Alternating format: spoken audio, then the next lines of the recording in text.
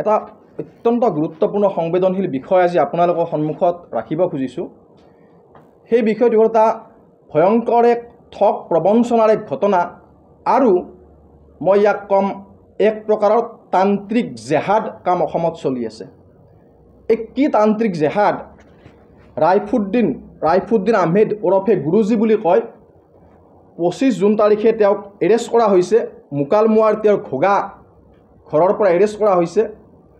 সহজ সৰল অলেখ মানুহক প্ৰলোভিত কৰি চলনাৰে লাখ টকা নহয় কোটি কোটি টকা তেওঁ লুণ্ঠন কৰি আছে। এই কিমান টকা বেংক যোগে মই আপোনালোকৰ সন্মুখত গোটেইখিনি তথ্য আপোনালোকক দিম। মই লাখ লাখ টকা বেংক যোগে তেওঁক ট্ৰেন্সফাৰ কৰা হৈছে, তেওঁ হস্তগত কৰিছে।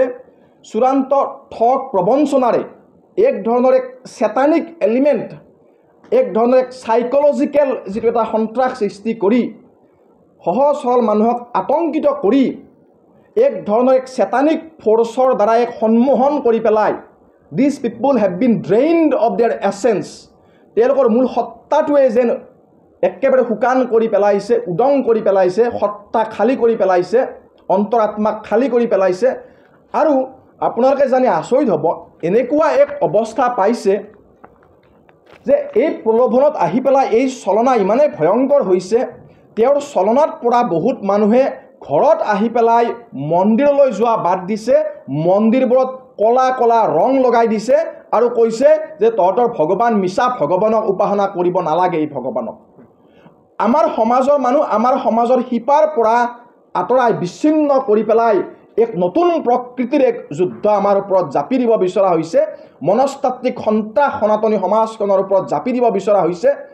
আৰু কিছুমান ঠাইত, যিবিলাক ঠাইত আজি নলবাৰীত এই ঘটনা ঘটিছে, কামৰূপত এই ঘটনা ঘটিছে, বৰপেটাত, অসমৰ বিভিন্ন ঠাইৰ পৰা এনেকুৱা ঘটনা আহি আছে। আৰু এই ভিক্টিমসকল আজি ইমানেই সন্ত্ৰাসিত হৈ আছে এতিয়া যে সন্মুখলৈ আহিবলৈ টান পাইছে। আমাক কৈছে আপোনালোকে কথাখিনি ৰাখক, আমি তেওঁলোকে আতংকিত হৈ আছে। কিয়নো আজি এই প্ৰেছ মিট দিয়াৰ আন এটা সেইটো উদ্দেশ্য, যেতিয়া এই চিকিৎসালয়ত হস্পিটেলত গৈ পেলাই তেওঁ থানাৰ পৰা তেওঁ বেমাৰ হোৱাৰ অজুহাতত হস্পিটেললৈকে আহিলে আৰু হস্পিটেলৰ পৰা ভিক্টিমক, হস্পিটেলৰ পৰা এই ৰাইফুদ্দিনে ওৰফে গুৰুজী বুলি কয়, ই হস্পিটেলৰ পৰা ভিক্টিমক ফোন কৰিছে। ভিক্টিমসকল আতংকিত হৈছে, গতিকে ভাবুকি দিছে, ভয় ভাবুকি সন্ত্ৰাসিত কৰাৰ কাম কৰিছে, যাতে কোনেও সন্মুখলৈকে আহি তাৰ লুণ্ঠনৰ কথা প্ৰকাশ নকৰে। আৰু লুণ্ঠন ইমানেই ভয়াৱহ, আমাৰ হাতত যিবিলাক তথ্য আহিছে, এই মানুহবিলাকক এনেকুৱাকৈ তেওঁলোকক প্ৰলোভিত কৰি চাইকলজিকেলি তেওঁলোকক এনেকুৱাকৈ ড্ৰেইন কৰা হয় যে তেওঁলোকে এতিয়া বহুমূলীয়া, গুৱাহাটীত কাৰোবাৰ মাটি আছে, কাৰোবাৰ হাজোত মাটি আছে, কাৰোবাৰ বংশৰত মাটি আছে, এই মাটিবোৰ বিক্ৰী কৰিও এই ৰাইফুদ্দিনক টকা দিছে। কাৰোবাৰ ভৰি এখনত কিবা খজুৱতি হৈছে, ৰাইফুদ্দিনে কৈছে কেঞ্চাৰ হৈছে, এই গডে এই শক্তিয়ে ভাল কৰি দিব। এই শক্তিটো চেতানিক শক্তি,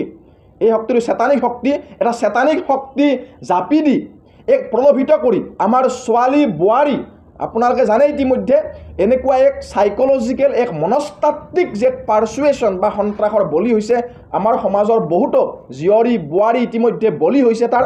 আৰু যিবিলাক ঠাইত আমাৰ খিলঞ্জীয়া মানুহ সংখ্যা লঘু হৈ গ'ল, সেইবিলাক ঠাইত এই নতুন প্ৰকৃতিৰ এক জেহাদ আমাৰ সমাজখনৰ ওপৰত জাপি দিয়া হৈছে। বহুত ছোৱালী এই সন্মোহনৰ জৰিয়তে বহুত ছোৱালীক আমাৰ সমাজৰ পৰা শিপাচিন্ন কৰি লৈ যোৱা হৈছে। আৰু এতিয়া মন্দিৰত আক্ৰমণ চলিছে যে মন্দিৰবোৰ ক'লা ৰঙেৰে কাভাৰ কৰি দিব দিছে।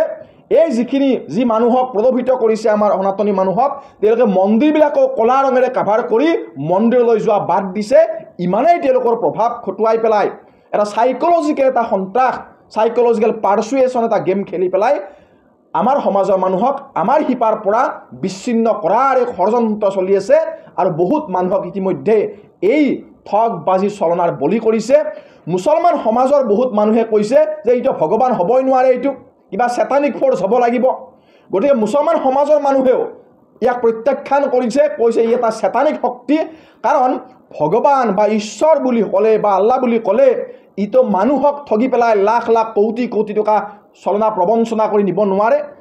আৰু চৰকাৰক এটা আহ্বান জনাব খুজিছোঁ আমি ইয়াৰ জৰিয়তে এই ৰাইফুদ্দিন যাতে কোনো প্ৰকাৰে ওলাই আহিব নোৱাৰে, এই ৰাইফুদ্দিনে হস্পিটেললৈকে আহি হস্পিটেলৰ বিচনাত থাকি কেনেকৈ ভিক্টিমক ভয় ভাবুকি দিব পাৰে সেইটো তদন্ত হ'ব লাগে। সেইটো ব্যৱস্থা সুনিশ্চিত কৰিব লাগে যে ভিক্টিমক যাতে ভয় ভাবুকি চলনা কৰিব নোৱাৰে। এই প্ৰকাৰৰ মানুহ যদি জেলৰ পৰা ওলাই আহে তেতিয়াহ'লে আকৌ আমাৰ সমাজৰ বহুত মানুহক তেওঁলোকৰ জালত পেলাই আমাৰ শিপাৰ পৰা বিচ্ছিন্ন কৰাৰ কাম, অৰ্থনৈতিকভাৱে চূড়ান্ত শোষণৰ যি কাৰ্য চলি আছে সেই কাম অব্যাহত ৰাখিব।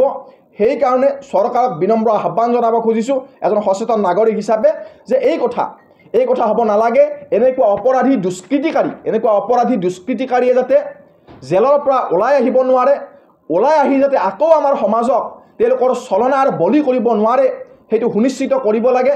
একে সময়তে আমাৰ সমাজক মই বিনম্ৰ আহ্বান জনাম, আপোনালোকক কিবা চলনাত আপোনালোকে নপৰিব। আপোনালোকে বেমাৰ হৈছে, অসুখ হৈছে, আপোনালোকে হস্পিটেললৈকে যাওক। মিছা প্ৰলোভন দি আপোনালোকক নিব ভাল কৰি দিম বুলি কিবা এক মায়াবী শক্তি দেখুওৱা যেন লাগিব, সেই মায়াবী শক্তি আপোনালোকৰ ওপৰত জাপি দিয়া যেন লাগিব। কিন্তু আপোনালোকে এইটো বুজিব লাগিব যে ঈশ্বৰে কেতিয়াও মাটি বিক্ৰী কৰি টকা নিবিচাৰে। ঈশ্বৰে কেতিয়াও আপোনাক নামঘৰ মন্দিৰলৈকে যাবলৈ মানা নকৰে। ইয়াৰ নেপথ্যত কিবা ষড়যন্ত্ৰ আছে, ই এক চেটানিক ফ'ৰ্চ, ডিভাইন ফ'ৰ্চ নহয়।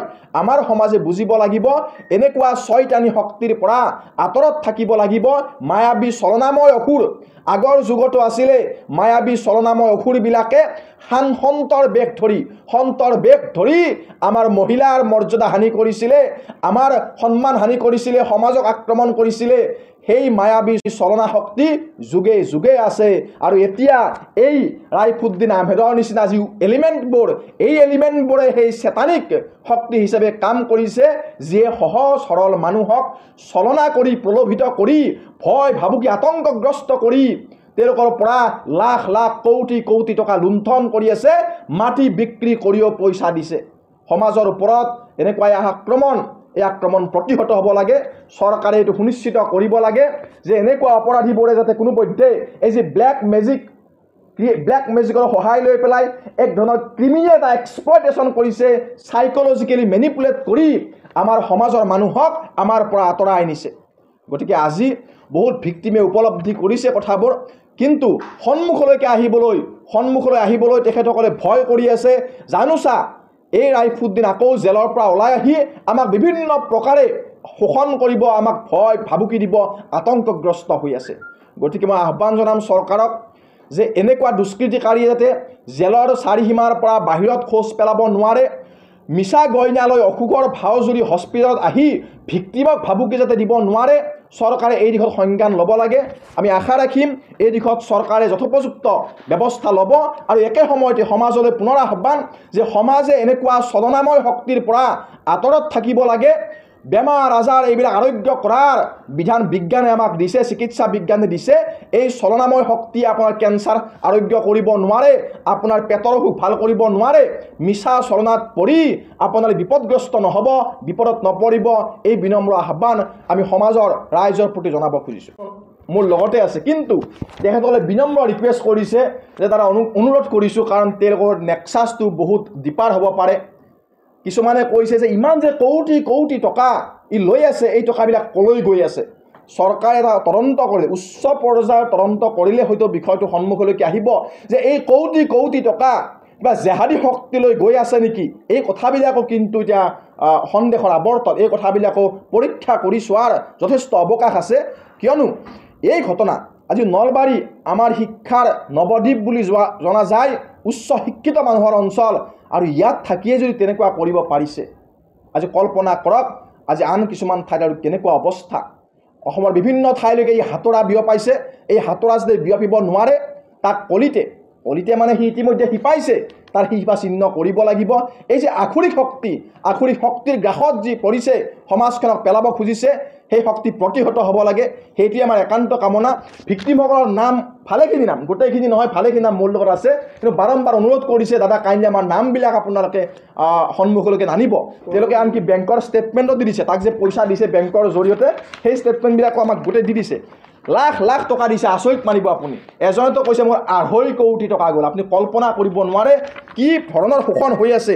এইবিলাক আহিছে, কিন্তু অনুৰোধ কৰিছে আপোনালোকক মই অনুৰোধ কৰিছোঁ, যদিও মই দেখাই দিছোঁ নামবিলাক দেখাব নালাগে, কাৰণ তেওঁলোকে নিৰাপত্তাৰ খাতিৰত বিনম্ৰ অনুৰোধ কৰিছে, সেইকাৰণে নামবিলাক আমি সন্মুখলৈ আনিব বিচৰা নাই। কিন্তু এইবিলাক এবাৰ দিছে 15 লাখ টকা, এবাৰ দিছে 5 লাখ টকা, কিন্তু এইবিলাক তেওঁলোকে এবাৰ এটা পেচেণ্টক কৈছে ভৰিত কিবা হৈছিলে, তন্ত্ৰ মন্ত্ৰ কৰি এনেকুৱা এক অন্ধকাৰ সদৃশ পৰিৱেশ সৃষ্টি কৰি ক'লে যে ভগৱান আহিছে, ভগৱানে ক'ব তোমাৰ কি হৈছে, আৰু ভগৱানে কৈছে তোমাৰ কেঞ্চাৰ হৈছে। সেই মানুহজনে এতিয়া কি কৰিব? যিকোনো প্ৰকাৰে আৰোগ্যৰ বাট বিচাৰিছে আৰু এনেকৈ কৈছে পইচা লাগিব। এই ধৰণে লুণ্ঠন লুটপাট চলি আছে বিভিন্ন প্ৰকাৰে। এইটো এটা এক্সাম্পল জাষ্ট। বিভিন্ন প্ৰকাৰে এনেকৈ শোষণ চলি আছে, লুণ্ঠন চলি আছে। আমাৰ নাৰী বোৱাৰীও সুৰক্ষা নহয়। আপোনালোকক ক'বলৈ লাজ লগা কথা, নাৰী বোৱাৰীও আমাৰ তেনেকুৱা চলনাত পৰিছে। ইতিমধ্যে এই ধৰণৰ এটা চাইক'লজিকেলি তেওঁলোকক চিজ কমপ্লিটলি, ব্ৰেইনটো তেওঁলোকৰ কমপ্লিটলি যেন একেবাৰে বিকল কৰি তুলি তেওঁলোকৰ এই যি মৌলবাদী বিচাৰ দ্বাৰা সোমাই দিয়ে, আৰু যাৰ পৰিণতি স্বৰূপে তেওঁ মন্দিৰত ঘৰত আহি পেলাই মন্দিৰতো ক'লা ৰং লগাই দিছে, মন্দিৰত যোৱা বাদ দিছে। ধৰ্মীয় জেহাদ বুলি ক'ব খুজিছে নেকি? এক প্ৰকাৰ ধৰ্মীয় জেহাদ, আৰু মই নাম দিছোঁ তান্ত্ৰিক জেহাদ। কাৰণ ই তন্ত্ৰ মন্ত্ৰৰ ভাও জুৰি পেলাই আমাৰ মানুহক আমাৰ শিপাৰ পৰা বিচ্ছিন্ন কৰি লৈ গৈ আছে, সংস্কৃতিৰ পথৰ পৰা আঁতৰাই বিকৃতিৰ পথলৈকে লৈ গৈ আছে। সেইকাৰণে নৰৰ পৰা নৰোত্তম হোৱাৰ মন্ত্ৰণা দিয়ে আমাৰ নামঘৰে, নৰৰ পৰা নাৰায়ণ হোৱাৰ মাৰ্গদৰ্শন কৰে আমাক নামঘৰ মন্দিৰে। কিন্তু আমাৰ সমাজৰ একাংশক এনেকুৱা মৌলবাদী শক্তিয়ে নৰৰ পৰা নৰকাচ হোৱাৰ বাটলৈকে লৈ গৈ আছে। সেই বাটত, সেই চলনাত নপৰিবলৈ মই আমাৰ সমাজক আমাৰ বিনম্ৰ অনুৰোধ জনাইছোঁ।